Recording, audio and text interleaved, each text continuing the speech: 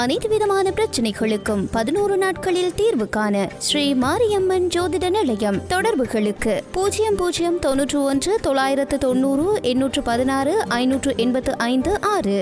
கொழும்பில் இன்று விசேட பாதுகாப்பு ஏற்பாடுகள். மன்னாரில் சஜித்துக்கான ஆதரவை பட்டாசு கொளுத்தி தெரிவித்த மக்கள்.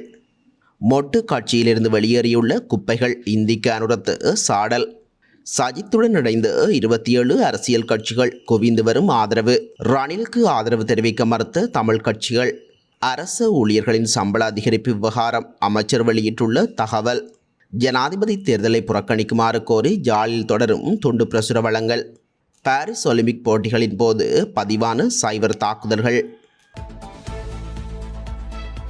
ஜனாதிபதி தேர்தலுக்கான வேட்புமனு தாக்கல் செய்யும் இறுதி தினமான இன்று கொழும்பில் விசேட பாதுகாப்பு ஏற்பாடுகள் முன்னெடுக்கப்பட்டுள்ளது. தேர்தல்கள் ஆணைக்குழுவின் ஆலோசனைக்கமைய இந்த விசேட பாதுகாப்பு நடவடிக்கைகள் நடைமுறைப்படுத்தப்பட்டுள்ளது. இந்த பாதுகாப்பு திட்டங்களுக்கு விசேட அதிரடிப்படையினரின் உதவியும் பெற்றுக்கொள்ளப்பட்டுள்ளதாக காவல்துறையினர் தெரிவித்துள்ளனர். ராஜகிரியவில் உள்ள தேர்தல் அலுவலகத்தை அண்மித்த வீதிகளில் இன்றைய தினம் விசேட போக்குவரத்து திட்டம் நடைமுறைப்படுத்தப்பட்டுள்ளதுடன் வேட்பு மனுக்களை தாக்கல் செய்யும் வேட்பாளர்களுடன் வருகை தரும் பிரதிநிதிகளின் எண்ணிக்கையும் மட்டுப்படுத்தப்பட்டுள்ளது. ஜனாதிபதி வேட்பாளருடன் கட்சியின் செயலாளர் உட்பட இருவருக்கு மாத்திரமே வேட்புமனு ஏற்கும் அலுவலகத்திற்குள் பிரவேசிக்க அனுமதி அளிக்கப்படும் என தேர்தல்கள் ஆணையாளர் நாயகம் சமன் ஸ்ரீ ரத்நாயக்கு தெரிவித்துள்ளார். அவர்களை தவிர மேலும் 3 தேர்தல் அலுவலக வளாகத்திற்குள் பிரவேசிப்பதற்கு அனுமதி அளிக்கப்படுகின்றது. இந்நிலையில் இன்று காலை 9 மணி முதல் பிற்பகல் 11 மணி வரை ஜனாதிபதி தேர்தலுக்கான வேட்புமனுக்கள் ஏற்றுக்கொள்ளப்படவுள்ளமை குறிப்பிடத்தக்கது. மன்னாரில் அகில இலங்கை மக்கள் காங்கிரஸ் கட்சியின் ஆதரவாளர்கள் பட்டாசு கொளுத்தி ஐக்கிய மக்கள் சக்தியின் ஜனாதிபதி வேட்பாளர் சஜித் பிரேமதாசவிற்கு ஆதரவு தெரிவித்துள்ளனர். அகில இலங்கை மக்கள் காங்கிரஸ் கட்சி ஜனாதிபதி தேர்தலின் போது சஜித் பிரேமதாசவிற்கு ஆதரவு வழங்க உள்ளதாக கட்சியின் தலைவரும் நாடாளுமன்ற உறுப்பினருமான ரிசாட் பதியுதீன் நேற்று அறிவித்திருந்தார். அகில இலங்கை மக்கள் காங்கிரஸ் கட்சியின் உயர்பீடம் அரசியல் அதிகார பீடம் ஆகியன நேற்று மாலை கொழும்பில் கூடி ஏகமனதாக இந்த தீர்மானத்தை எடுத்துள்ளது. மேலும் கடந்த 2 வாரங்களுக்கு மேலாக வடக்கு கிழக்கில் பல இடங்களுக்கு சென்று மக்களையும் மாவட்ட பிரதிநிதிகளையும் கட்சி தொண்டர்களையும் ஆதரவாளர்களையும் சந்தித்து மக்களின் கருத்துக்களை கேட்டறிந்திருந்தார். மக்களின் கருத்துக்களும் உயர்பீடத்தில் முன்வைக்கப்பட்ட பின்னரே சஜித் பிரேமதாசவை ஆதரிப்பதென ஏகமனதாக முடிவு செய்யப்பட்டது. இதனை அடுத்தே கட்சியின் மன்னார் மாவட்ட ஆதரவாளர்கள் மன்னார் சந்தை பகுதியில் பட்டாசு கொளுத்தி தமது ஆதரவை வெளிப்படுத்தியுள்ளனர். ஸ்ரீலங்கா பொதுஜன முன்னணியில் இருந்த குப்பைகள் வெளியேறியுள்ளதாக நாடாளுமன்ற உறுப்பினர் இந்திக்கு அனுரத்து தெரிவித்துள்ளார். தற்பொழுது கட்சியின் தூய்மையானவர்கள் மட்டுமே எஞ்சியிருப்பதாக அவர் குறிப்பிட்டுள்ளார். கொழும்பில் ஊடகங்களிடம் அவர் இந்த விடயத்தை தெரிவித்துள்ளார். மொட்டு கட்சியிலிருந்து ஜனாதிபதி ரணில் விக்ரமசிங்கவிற்கு ஆதரவளிக்க சென்றவர்களை சாடும் வகையில் அவர் இந்த கருத்தை வெளியிட்டுள்ளார். நாட்டின் இளைஞர் யுவதிகள் நாமல் ராஜபக்சவை ஜனாதிபதியாக நியமிப்பதற்கு காத்திருப்பதாக தெரிவித்துள்ளார். வரலாற்றில் எந்த ஒரு சந்தர்ப்பத்திலும் 40 வயதுக்கும் குறைந்த ஒருவரை ஜனாதிபதியாக நியமிக்க சந்தர்ப்பம் கிடைக்கவில்லை எனவும் இந்த தடவை அந்த சந்தர்ப்பம் கிடைக்கப்பெற்றுள்ளது எனவும் இந்திக்கு அனுரத்து சுட்டிக்காட்டியுள்ளார். இலங்கையில் இடம்பெறவுள்ள ஜனாதிபதி தேர்தலில் எதிர்க்கட்சித் தலைவர் சஜித் பிரேமதாசவுக்கு ஆதரவளிப்பதற்காக 27 அரசியல் கட்சிகள் ஐக்கிய மக்கள் கூட்டணியுடன் உடன்படிக்கையில் கைச்சாத்திட்டுள்ளனர்.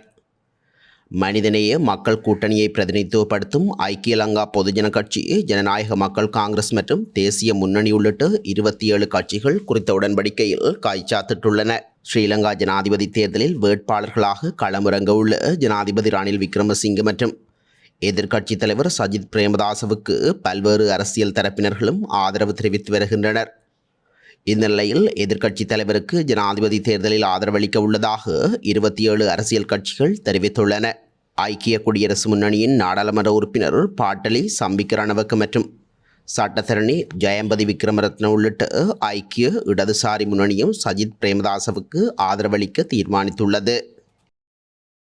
இலங்கை ஜனாதிபதி தேர்தலில் வேட்பாளராக களமிறங்கும் ரணில் விக்ரமசிங்கவிற்கு ஆதரவு தெரிவிப்பதை நிராகரித்தோம் என டெலோ பிளோட் மற்றும் ஐபோக் ஆகியவை தெரிவித்துள்ளன. எனினும் தமிழ் மக்கள் கூட்டணியினுடைய தலைவர் நீதியரசர் விக்னேஸ்வரன் ஆதரவு தெரிவித்துள்ளார் எனவும் குறிப்பிட்டுள்ளனர். இது தொடர்பில் மேலும் குறித்த கட்சிகள் தெரிவித்ததாவது: ரணிலுக்கு தமிழ் மக்கள் கூட்டணியினுடைய தலைவர் நீதியரசர் விக்னேஸ்வரன் ஆதரவு தெரிவித்துள்ளதன் அடிப்படையில் பொது ஒப்பந்தத்தில் கையெழுத்திடுவதற்கு நீங்களும் இணங்க வேண்டுமென்று ஐக்கிய தேசிய கட்சியின் தவிசாளர் எம்மிடம் கோரிக்கை விடுத்தார். நீதியரசர் சி வி விக்னேஸ்வரனின் கட்சி ஒரு தனி கட்சி. அவர் யாரை ஆதரிப்பது என்பது அவருடைய தனி விருப்பம். எதிர்வரும் ஜனாதிபதி தேர்தலில் ஜனாதிபதி ரணில் விக்ரமசிங்கவிற்கு ஆதரவு நிலைப்பாட்டை அவர் தெரிவிப்பது அவருடைய சுதந்திரம். நாம் அப்படியான முடிவுகள் எதையும் இதுவரையும் எடுக்கவில்லை. ஜனாதிபதி ரணில் விக்ரமசிங்கவை நாம் சந்தித்து எமது மக்களின் நிலைப்பாட்டை தெளிவாக தெரிவிப்பதற்கும் எமது மக்களின் அரசியல் அபிலாசைகளை தீர்ப்பதற்கு அவருடைய அர்ப்பணிப்பு எந்த அளவுக்கு இருக்கின்றது என்பதையும் தெரிந்து கொள்வதற்காகவே. மாறாக அவருக்கு ஆதரவு தெரிவிப்பதற்காக அல்ல என ஐக்கிய தேசிய கட்சியின் தவிசாளருக்கு நாம் தெளிவாக தெரிவித்தோம் என தெரிவித்துள்ளன. அரசு ஊழியர்களின் சம்பள அதிகரிப்பு தொடர்பான யோசனைகளில் எந்தவிதமான அரசியல் நோக்கமும் இல்லை என இராஜாங்க அமைச்சர் ரஞ்சித் சியம்பலாபட்டிய தெரிவித்துள்ளார். இது தொடர்பில் நேற்று ஊடகங்களுக்கு கருத்து தெரிவித்த அவர், அரசு ஊழியர்களின் சம்பள அதிகரிப்பு யோசனையில் அரசியல் நோக்கம் இல்லை. மக்களுக்கு முடிந்தவரை அதிகபட்ச நிவாரணங்களை வழங்க அரசாங்கம் பாடுபடும். முன்னாள் ஜனாதிபதி செயலாளர் உதயார் செனவிரத்ன தலைமையிலான நிபுணர் குழுவினரால் வழங்கப்பட்ட பரிந்துரைகள் மற்றும் தீர்மானங்களுக்கு அமைய இந்த முன்மொழிவுக்கு அமைச்சரவை அங்கீகாரம் வழங்கியுள்ளது. மேலும் வாழ்க்கை செலவுகள், பொருளாதார நிலைமைகள், பணம் செலுத்தும் திறன் போன்ற அனைத்து அம்சங்களிலும் கவனம் செலுத்தி இந்த குழுவின் அறிக்கை தயாரிக்கப்பட்டுள்ளதாக அமைச்சர் தெரிவித்துள்ளார்.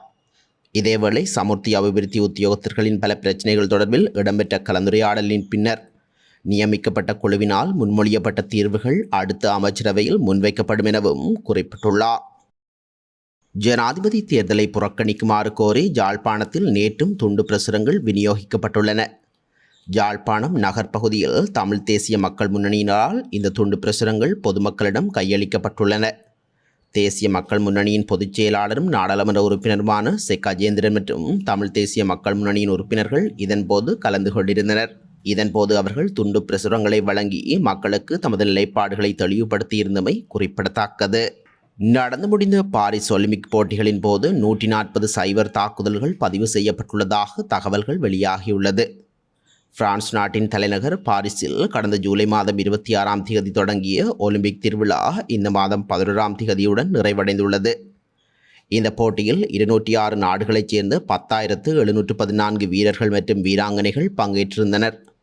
இந்நிலையில் போட்டிகள் தொடங்கிய தினத்திலிருந்து நிறைவடைந்த நாள் வரை 140 சைபர் தாக்குதல்கள் பதிவாகியிருந்ததாக பிரான்ஸ் அதிகாரிகள் தெரிவித்துள்ளனர். இந்த தாக்குதல்கள் முக்கியமாக அரசு நிறுவனங்கள், விளையாட்டு, போக்குவரத்து மற்றும் தொலைத்தொடர்பு உட்கட்டமைப்புகளை குறிவைத்ததாக பிரான்ஸ் நாட்டின் அரசாங்க இணைய பாதுகாப்பு நிறுவனம் தெரிவித்துள்ளது. ஆனால் இது விளையாட்டுகளில் ஈடுபட்டுள்ள இந்த தகவல் அமைப்புகளையும் பாதிக்கவில்லை. முன்னதாக போட்டி தொடங்கும் நாளன்று பிரான்ஸ் நாட்டின் தொடருந்து கடவைகள் மீது தாக்குதல் முயற்சி மேற்கொள்ளப்பட்டிருந்தமை குறிப்பிடத்தக்கது. அனைத்து விதமான பிரச்சனைகளுக்கும் 11 நாட்களில் தீர்வு காண ஸ்ரீ மாரியம்மன் ஜோதிட நிலையம். தொடர்புகளுக்கு 0091 990 816 585 6.